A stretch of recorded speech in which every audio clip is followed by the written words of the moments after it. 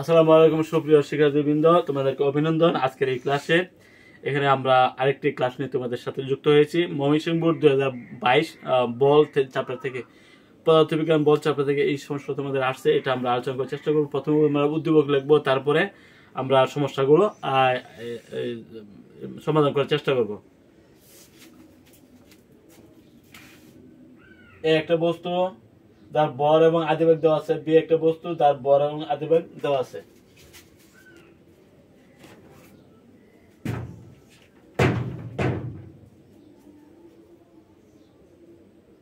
তার বর হলো 8 গ্রাম, তার আদিবেগ 25 মিটার পার সেকেন্ড। বি আর একটা বস্তু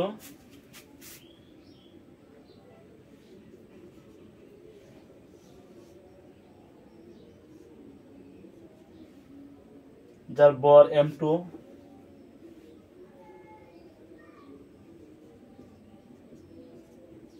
দুই গ্রাম, u2 মানে এটা আদিবেগ 20 মিটার পার সেকেন্ড।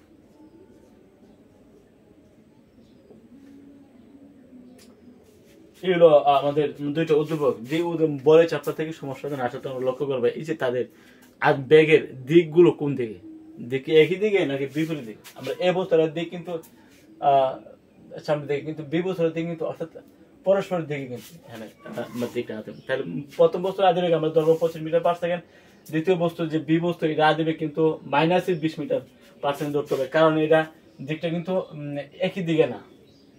এ বস্তু যেদিকে বি বস্তু কিন্তু এই দিকে না, বি বস্তুরা এ বস্তুর দিকে, মানে পরস্পর বিপরীত দিকে। বিপরীত দিকে যদি থাকে তাহলে ব্যাগটা কিন্তু মাইনাস ধরতে হবে, বিপরীত দিকে থাকলে ব্যাগ মাইনাস হবে। এই জন্য আমরা অবশ্যই এটা যখন হিসাব করবো তখন এটা মাইনাস ধরতে হবে। এর আমাদের উদ্দীপক। তারপর এখন বলছে সংঘর্ষের পর মিলিত পাথরদ্বয় কোন দিকে কোন বেগে চলবে নির্ণয় করো।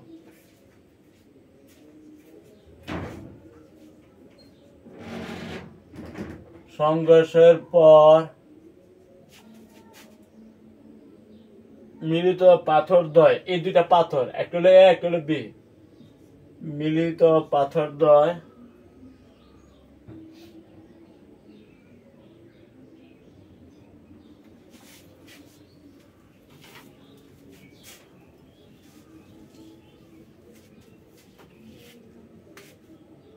এ ও বি দুটি খেলনা মার্বেল পাথর।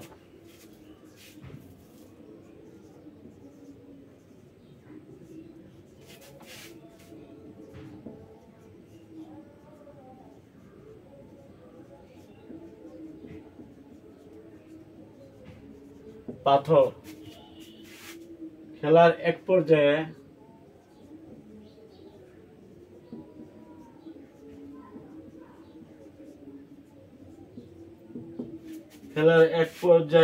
মার্বেল দুটির মুখোমুখি সংঘর্ষ ঘটে।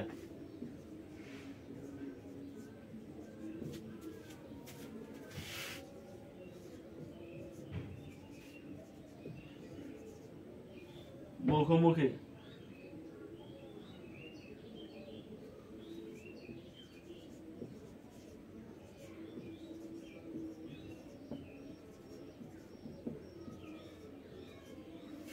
মুখোমুখি সংঘর্ষ ঘটে এবং সংঘর্ষের পর সমবেগে চলতে থাকে।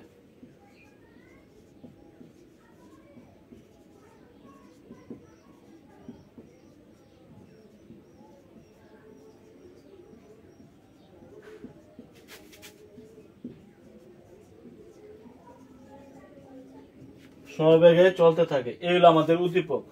বলতে হবে সংঘর্ষের পর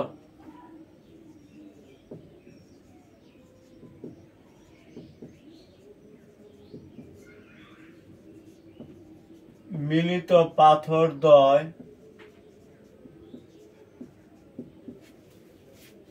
কোন দিকে কত বেগে চলবে।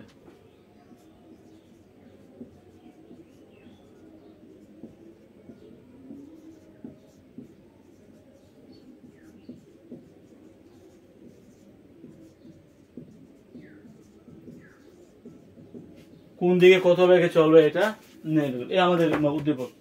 আমরা লক্ষ্য করলাম একটি পাথর বি একটি পাথর যার বর দেওয়া আছে M1 8 গ্রাম, এই বস্তুটা বড় হলো 8 গ্রাম, এই পাথর বি পাথরের বেগ হলো 25 মিটার পার সেকেন্ড।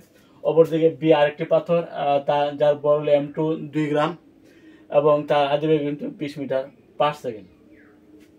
এই এ ও বি দুটি হেলনা পাথর হেলার এক পর্যায়ে মার্বেল দুটির মুখোমুখি সংঘর্ষ হয়, সংঘর্ষ ঘটে এবং সংঘর্ষের পর সমবেগে চলতে থাকে। আমি বলতে হবে সংঘর্ষের পর মিলিত পাথরদ্বয় কোন দিকে কত বেগে চলবে।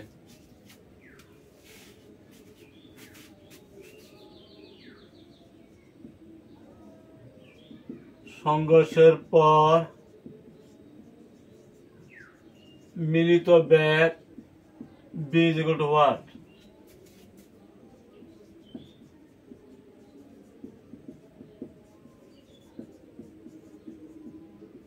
E1 সমান 25 মিটার পার সেকেন্ড। প্রথম পাথরের বর M1 2 গ্রাম কেজি, 2 গ্রাম মানে 0.002 কেজি, 1000 দিয়ে ভাগ দিতে হবে। ঠিক আছে। দ্বিতীয় পাথর এটা পাথর, এটা হলো বি পাথর না, বি পাথরের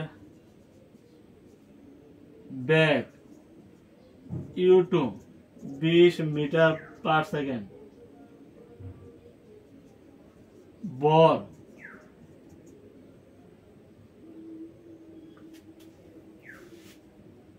এ পাথরের বর ছিল 8 গ্রাম,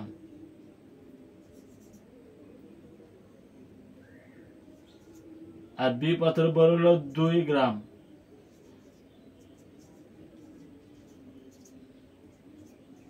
কেজি, গ্রামকে কেজি বানাতে হবে। আমাদের তথ্য এখন বলছে মিলিত পাথর কোন দিকে কত বেগে চলবে, এটা যদি আমরা হিসাব করি তাহলে আমরা জানি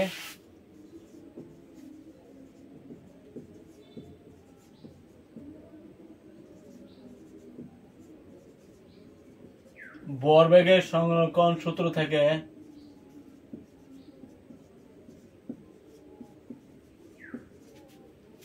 M1 U1 plus M2 U2 সমান মিলিত বেগ যদি দেওয়া আছে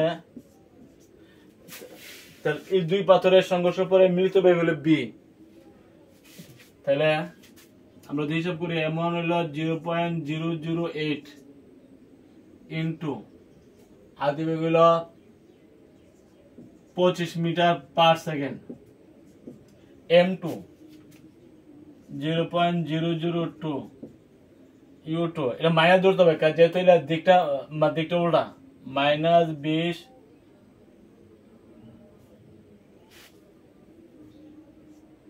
মিটার পার সেকেন্ড। এটা কিন্তু কেজি, এটা কেজি।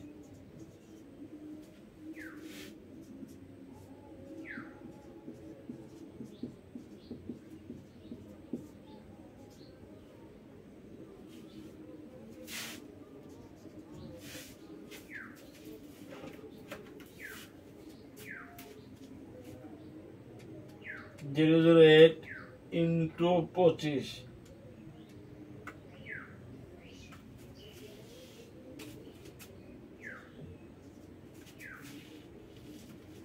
0.2 প্লাস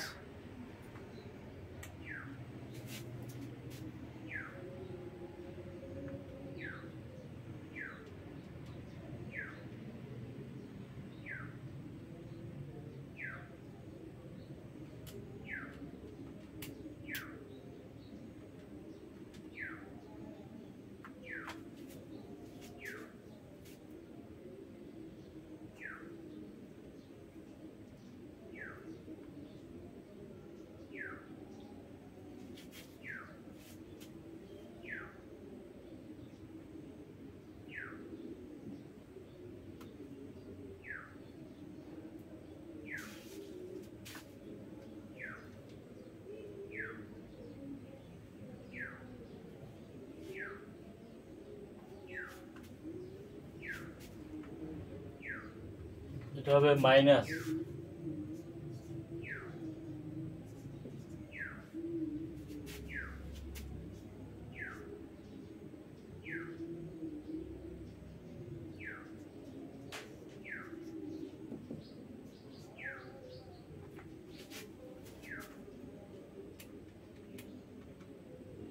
প্লাস 0.002, এখানে আমরা পাইছি 0.01 ইন্টু বি,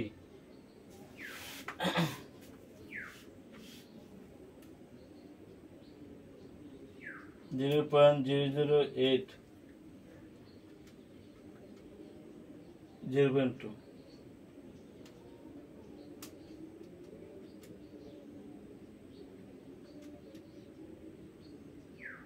আমরা এখানে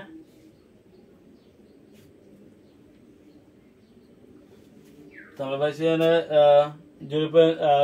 এই অংশ থেকে m1 ইন্টু m2 পাইছি 0.04 কিলোগ্রাম মিটার পার সেকেন্ড, আর এখানে পাইছি আমরা এই অংশটা 0.2, আমরা এই দুটো অংশ বিয়োগ করতে হবে।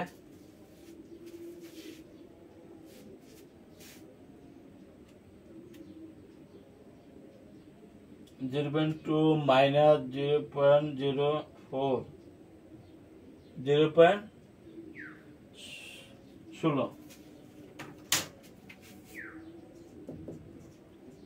KG metre per second.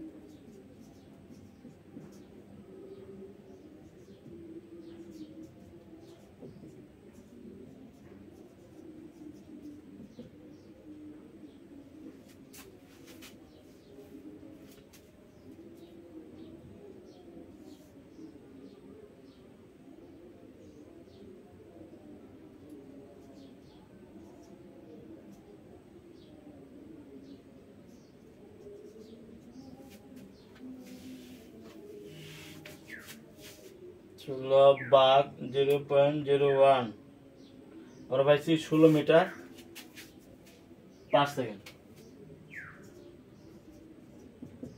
তাহলে এই যে দুইটা পাথর সংঘর্ষ হয়েছিল, সংঘর্ষ হওয়ার পরে যে মিলিত বেগ আমরা হিসাব করেছি, আমরা পাইছি 16 মিটার পার সেকেন্ড। এই যে 16 মিটার পার সেকেন্ড কিন্তু ধনাত্মক, তার মানে এই বস্তু যে যেদিকে আছে মিলিত সংঘর্ষ পরে যে মিলিত বেগটা হবে এ বস্তুর দিকে।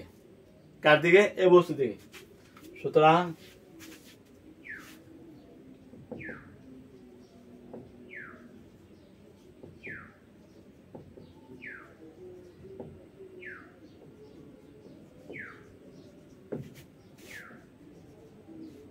পাথর দ্বয়ের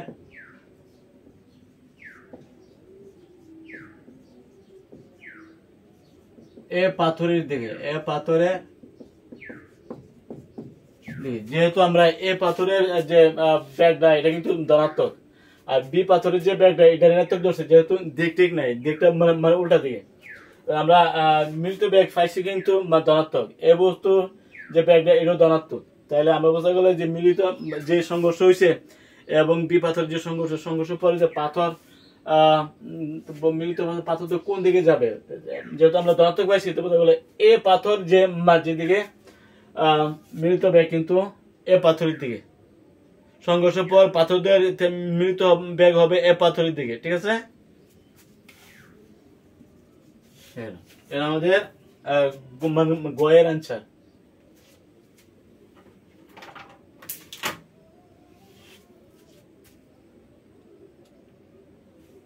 আমরা এখানে এটা মাইনাস ধরেছি, যেহেতু বি পাথরের যে ব্যাগটা এটা উল্টা দিকে, এই জন্য বি পাথরের যে ব্যাগ মানে ইউটু কিন্তু আমরা মাইনাস হিসাব করেছি।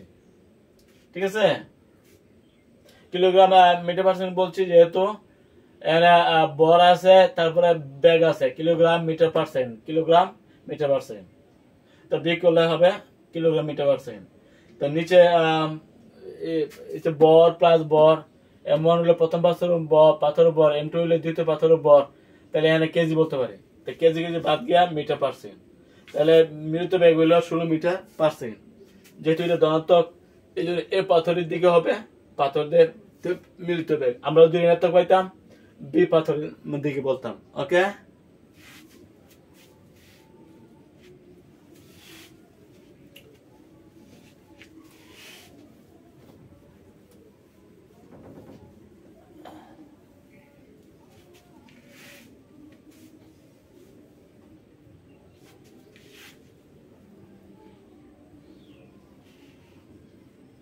তারপরে প্রশ্ন, উদ্দীপকের ঘটনাটি ভরবেগ এবং গতি শক্তির সংরক্ষণতা নীতি মানি চলে কিনা।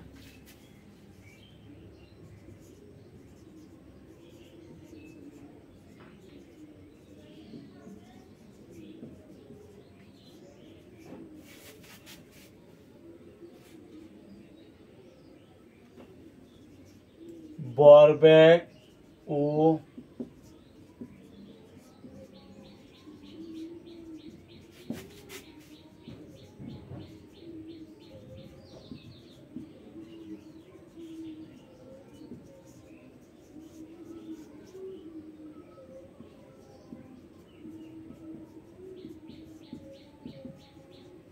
মেনে চলে কিনা গাণিতিক বিশ্লেষণ করো।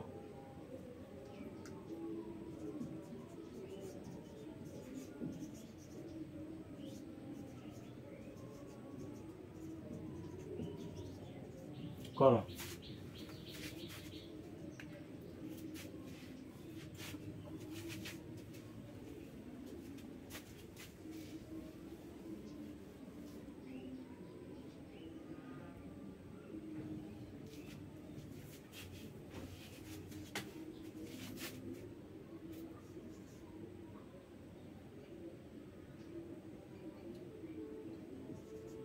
ভরবেগের সংরক্ষণ সূত্র,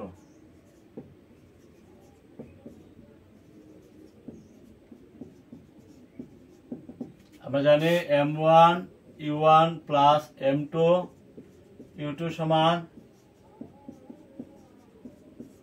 b। আমরা দুদিকে মানগুলো বসাবো। m1 ছিল 0.008 আর u1 ছিল 25, 0.002 মাইনাস 20, m1 0.008 আমরা বলছি না 16 মিটার পার সেকেন্ড। আমরা এগুলো এখন চেক করব।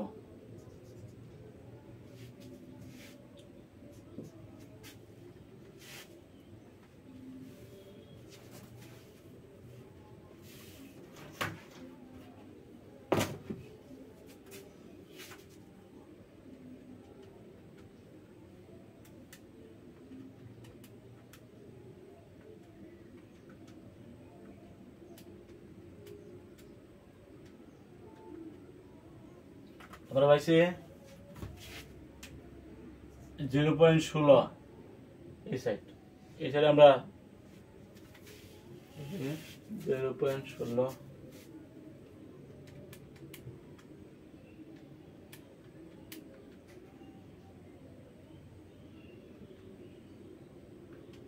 0.008 plus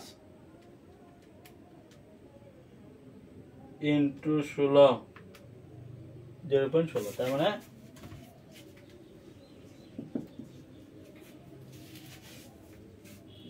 kilogram metre per second, kilogram metre per second. তারপর বাম পক্ষ এবং ডান পক্ষ সমান হয়ে গেছে। ভরবেগের সংরক্ষণ সূত্র হলে আমরা জানি এইতে যদি মিলিত বেগ হিসাব করতে হবে m1 plus m2 into b, আর এখানে m1 u1 plus m2 u2 কিন্তু দিকটা উল্টা, এই জন্য আমরা মাইনাস ধরছি।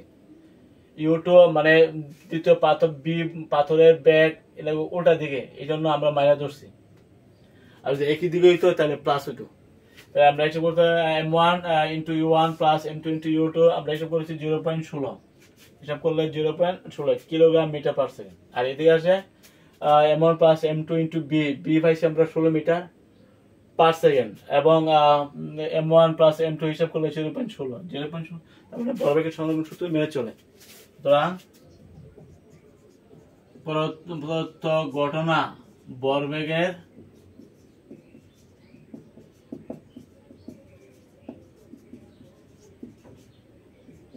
মেনে চলে, ভরবেগের সংরক্ষণ সূত্র মেনে চলে। এখন আমরা এসব করবো গতিশক্তি মেনে চলে কিনা। গতিশক্তি মেনে চলে কিনা, গতিশক্তির সংরক্ষণশীলতা যদি মেনে চলতে হয় তো সংঘর্ষের আগে গতিশক্তির সমষ্টি, সংঘর্ষের পরে গতিশক্তির সমষ্টি সমান হইতে হবে। যদি সমান না হয় গতি শক্তি সমষ্টি আর সূত্র সংরক্ষণ সূত্র মেনে চলে না। আমরা গতি শক্তি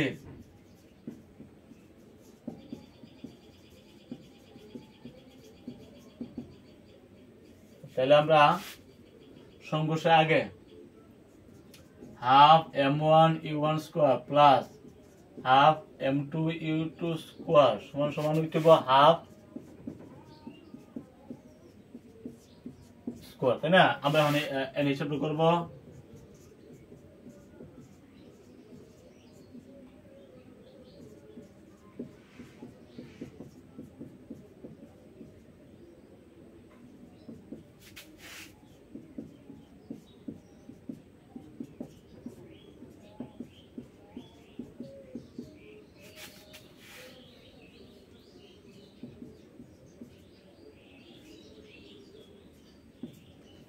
আমরা এগুলো চেক করবো এই সাইডে কত আর এই সাইডে কত হয়।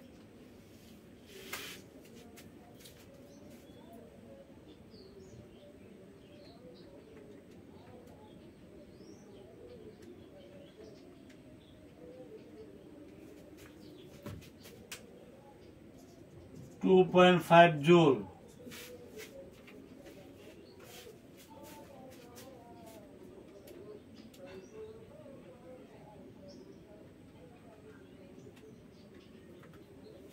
LYC 0.4 জুল এই অংশে 0.4 জুল।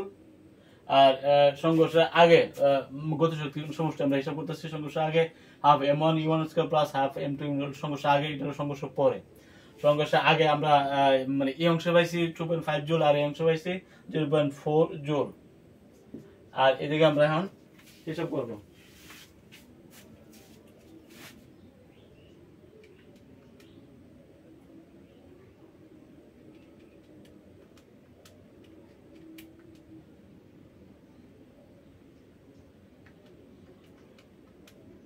আমরা পাইছি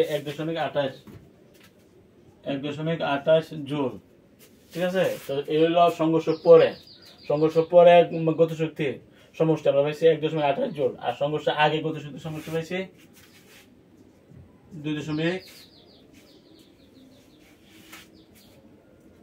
2.5 যোগ 0.4 2.9 জুল। আর এদিকে পাইছি 1.28 জুল। তো সংঘর্ষ আগে গতিশক্তি সমষ্টি পাইছি কত? 2.9 জুল। আর সংঘর্ষ পরে গতিশক্তি সমষ্টি এত। সুতরাং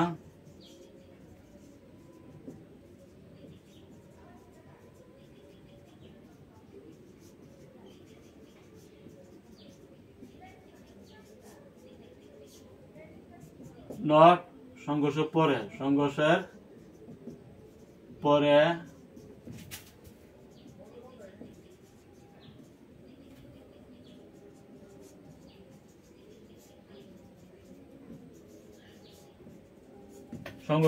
গতিশক্তি সমষ্টি এবং সংঘর্ষের আগে গতিশক্তি সমষ্টি অসমান। তার মানে গতিশক্তি সংরক্ষণ সূত্র মেনে চলে না। এই পাথর দ্বয় গতিশক্তি সংরক্ষণ সূত্র মেনে চলে না, তবে ভরবেগের গণ সংরক্ষণ সূত্র মেনে চলে, তাই না?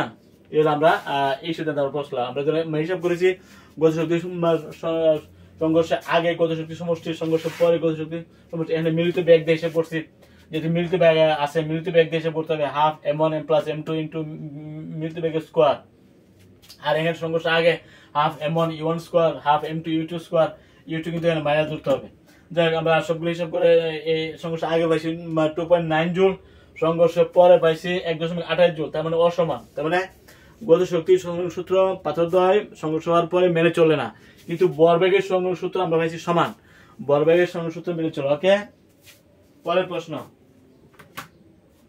বেগ কাকে বলে?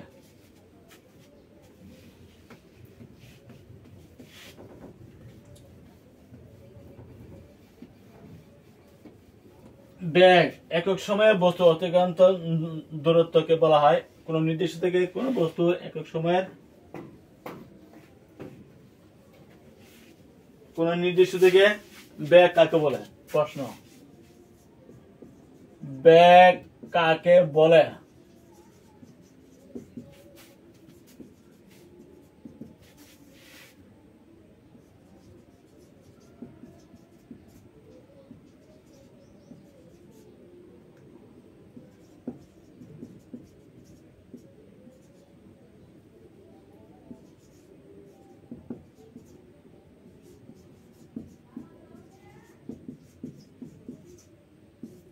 কোন নির্দিষ্ট দিকে বস্তুর অতিক্রান্ত একক সময়ে অতিক্রান্ত দূরত্বকে বলা হয় বেগ, অথবা সরণ বাই সময়। সরণ বাই সময়, সরণ পরিবর্তনের হারকে, সরণ পরিবর্তনের বস্তুর সরণ পরিবর্তনের হারকে বলা হয় বেগ। সরণ যখন বলবা তখন নির্দিষ্ট দিকে এমনি থাকে, নির্দিষ্ট দিকে বস্তুর সরণ দূরত্ব হলো সরণ, তাই না? সরণ বাই সময়, এটা সেকেন্ডে, সময় তো সেকেন্ডে। একক সময়ে সরণ পরিবর্তনের হারকে বেগ বলে। সরণ পরিবর্তনের হারকে বেগ বলে, যখন সময় দিয়ে ভাগ দিবা তখন এটা হার হয়ে যায়। অথবা একক সময়ে বস্তুর সরণকে বলা হয় বেগ, অথবা একক সময়ে বস্তুর নির্দিষ্ট দিকে, একক সময়ে বস্তুর নির্দিষ্ট দিকে অতিক্রান্ত দূরত্বকে বলা হয় বেগ। বেগ একক হবে metre per second, metre per second. কারণ সরণ হইল মিটার, সরণ কি মিটার, আর সময় হইল সেকেন্ড, সেকেন্ড, তাহলে মিটার পার সেকেন্ড। বেগের হবে মিটার পার সেকেন্ড। নির্দিষ্ট থেকে বস্তুর একক সময়ে অতিক্রান্ত দূরত্বকে বলা হয় বেগ, বেগের একক মিটার। তারপরে প্রশ্ন, শক্ত মাটিতে হাঁটা সহজতর কেন?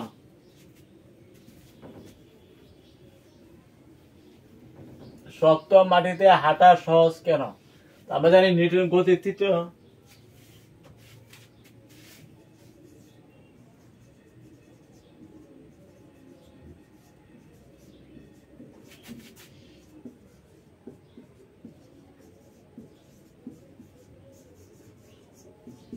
নিউটনের গতির তৃতীয় সূত্র বলছে প্রত্যেক ক্রিয়ার সমান ও বিপরীত প্রতিক্রিয়া আছে। আমরা যখন হাঁটি ক্রিয়া বল এবং প্রতিক্রিয়া বল সৃষ্টি হয়, এবং ক্রিয়া এবং প্রতিক্রিয়া বল পিছন দিকে প্রতিক্রিয়া বল সৃষ্টি হচ্ছে এবং এটা সমান, এই জন্য আমরা হাঁটতে পারি। আর যদি সমান না হইতো আমরা হাঁটতে পারি। যেমন নরম মাটিতে আমরা হাঁটতে পারি না, কারণ নরম মাটি দিয়ে প্রতিক্রিয়া বলটা হচ্ছে সমান ভাবে হচ্ছে না, সংঘর্ষ হচ্ছে কম, প্রতিক্রিয়া বল হচ্ছে কম। আর শক্ত মাটি দিয়ে যখন হাঁটি তখন সংঘর্ষ হয়, সংঘর্ষ বল হয় এবং প্রতিক্রিয়া বল হয়, এটা এবং এটা সমান, এই জন্য আমরা হাঁটতে পারি। যদি সমান না হইতো আমরা হাঁটতে পারি না, বালু দিয়ে হাঁটতে পারি না, কারণ বালুর মধ্যে দিয়ে যে প্রতিক্রিয়া বলটা হচ্ছে এটা অনেক কম, এই জন্য আমরা হাঁটতে পারি না। শক্ত মাটিতে আমরা হাঁটতে পারি, কারণ প্রতিক্রিয়া বল, ক্রিয়া এবং প্রতিক্রিয়া বল সমান সমান উৎপন্ন হচ্ছে, ফলে আমরা হাঁটতে পারি।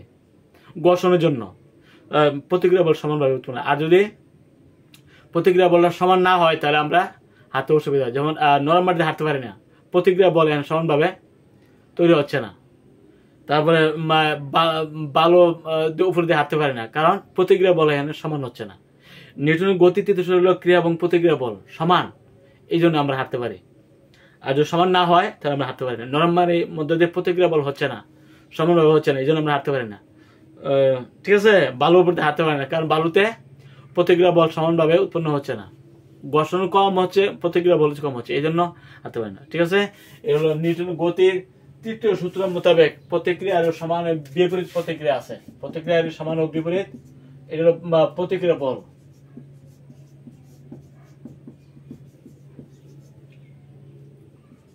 বল এটা হলো ক্রিয়া বল,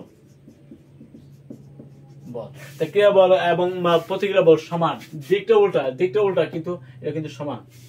ঠিক আছে, আগামী ক্লাসে আমন্ত্রণ জানিয়ে এখানে শেষ করছি। সবাই ভালো থাকো, আলহামদুলিল্লাহ।